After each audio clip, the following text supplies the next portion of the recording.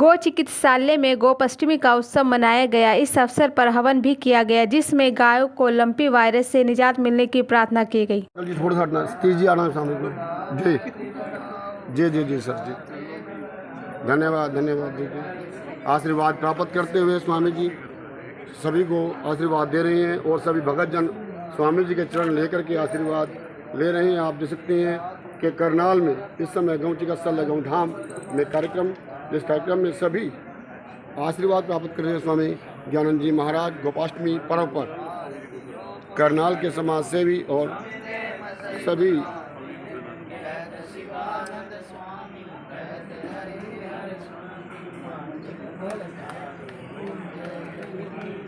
आशीर्वाद लेने पहुंची है करनाल की महापौर श्रीमती रेणुबाला जी। यहाँ पर आप देख सकते हैं कि सभी भक्तजनों से निवेदन, सभी अपने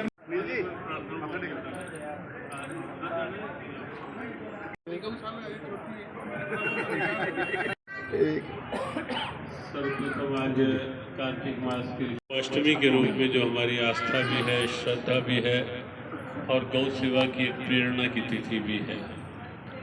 वह तिथि जिस तिथि में हमारे प्यारे प्रभु श्री कृष्ण ने विधिवत गौ पूजन करके गौ चारण प्रारंभ किया था, वो आज की तिथि है। और तब से लेकर ये तिथि गोपाष्टमी के रूप में हमारी एक प्रेरणा बनी हुई है। ऐसे त्यौहार में अतीत से भी जोड़ते भी हैं और हमारे लिए एक प्रेरणा भी बनते हैं कि जब स्वयं हमारे प्रभु, जिनकी हम उपासना करते हैं, जिनके हम नाम का कीर्तन करते हैं, जब वो प्रभु स्वयं गैया को अपनी आराध्या मानते हैं, स्वयं अपने हाथों से पूजन करते हैं, स्वयं नंगे पांव गोचारण करने के लिए जाते हैं, तो वो गौ कितनी महत्वपूर्ण होगी। और जब मैया कहती है तू छोटा, तो इससे स्पष्ट होता है कि गाय का महत्व क्या है। हम सबको उसी भाव के साथ ही गौ सेवा से जुड़े रहना है, गौ माता की कृपा की अपेक्षा रखते हुए। तो आज गोपाष्टमी का पावन पर्व, यहाँ गौ चिकित्सालय गोधाम जो है, हमारे सतीश गुप्ता जी ने कई वर्ष पहले जो एक कृपा हुई और यहाँ बाबा सहज गिरा, चलो वो याद रख लो तो भी ठीक, नहीं तो गौ सेवा करो। तो यहाँ जिस ढंग से ये शुरू हुआ बाबा सहज, हाँ जी, कहाँ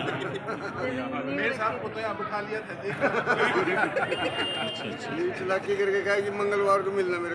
गौ माता की सेवा के साथ साथ चिकित्सा के भाव को लेकर ये धाम सक्रिय है। हमारी बहुत बहुत शुभकामना यहाँ की सतीश के साथ जुड़ी पूरी टीम के लिए और आप सब के लिए कि जिन जिन की सद्भावना जिस रूप में जुड़ी है। यहाँ यद्यपि गौशाला इधर सामने भी है और भी अब नगर में 4-5 जगह तो हमें ही जाना है, थोड़ा थोड़ा समय निकाल के। सुबह पदम जी, सुबह कुरुक्षेत्र गौशाला में, फिर पिलवा की गौशाला में और फिर अब यहाँ आना हुआ।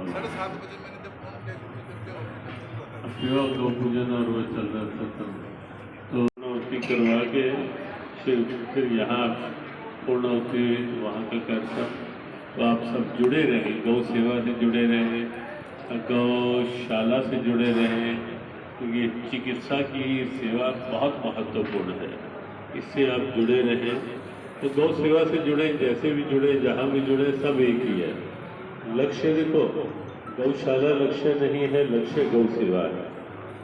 जिस माध्यम से गौ सेवा होती हो वो लक्ष्य है और गौ सेवा इस समय की प्रबल आवश्यकता है। बस एक ही बात हम सब ध्यान रख लें कि जिन प्रभु के नाम का कीर्तन करके, जिनकी सिरे पूजा करके आप अपनी दिनचर्या शुरू करते हैं, जब वो भगवान कहते हैं भैया गैया तो मेरी भी इष्ट है, गैया तो मेरी भी आराध्या है, मैं स्वयं गौ पूजन करके दिन की शुरुआत करता हूँ, तो इससे अनुमान लग जाना चाहिए कि हम सबको भी अगर उनकी कृपा चाहिए तो गौ सेवा का भाव जीवन में साथ रखना चाहिए। गौ सेवा और गीता पाठ, नित्य नियम से मंत्र जाप, करते रहो जब तक है श्वास, सभी सुखी हो सभी निरोगी, सब पर बरसे कृष्ण कृपा,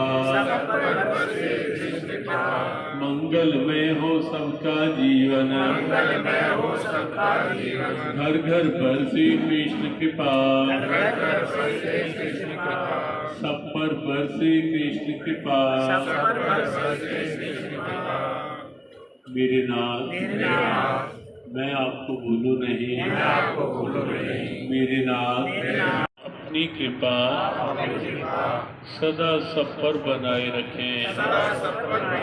जय श्री कृष्ण। कृष्ण कृपा, गौ माता की कृपा सब प्रकार से सब पर बनी रहे।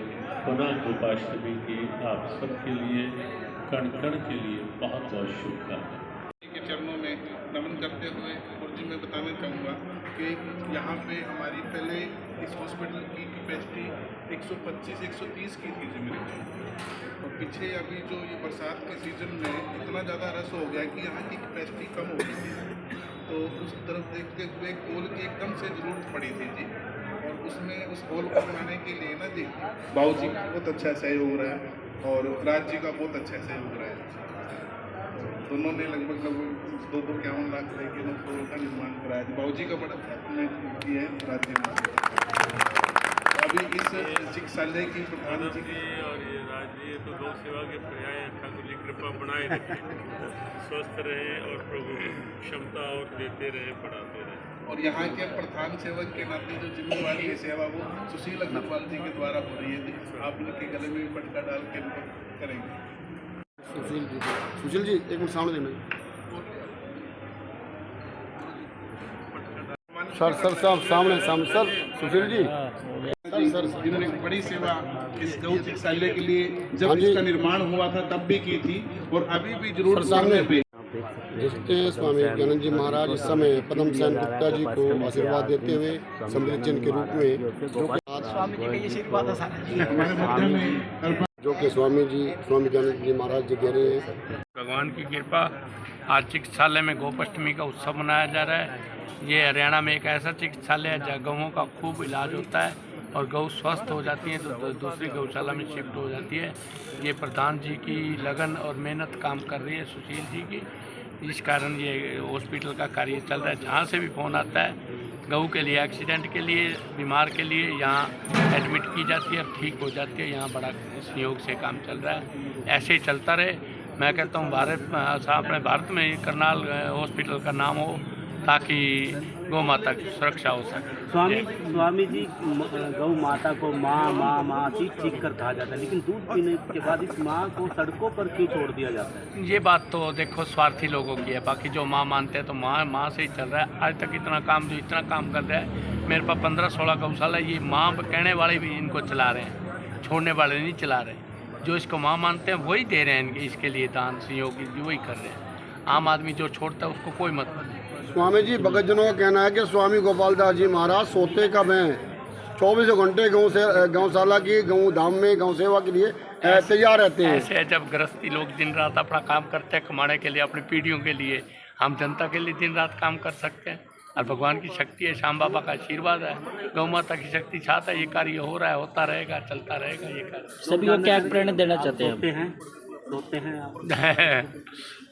सोता जरूर हूँ पर लोग फिर उठा देते हैं आगे, फोन सारी रात बजते हैं। एक और कहना है कि जिस भी गौशाला में आपके चरण पड़ते हैं वो गौशाला या गौधाम कहीं ना ऊंची शिखर पे पहुंच जाता है। ये ऐसे जी ये मेरा स्वभाव है, लक्ष्य है भाई, जो भी अपना कार्य गौशाला बने उसका नाम हो, उसमें कोई ठगी हेरा फेरी ना हो, उसको भाव से चलाया जाए और गौशाला का नाम होना चाहिए। और गौ भक्तों पे बड़ी कृपा होनी चाहिए, अंदर के भंडार गौ भक्त के बनेंगे तो गौशाला चलेगी। ठीक है। दादी महाराज पहुंचे हैं गौ चिकित्सालय गौधाम में।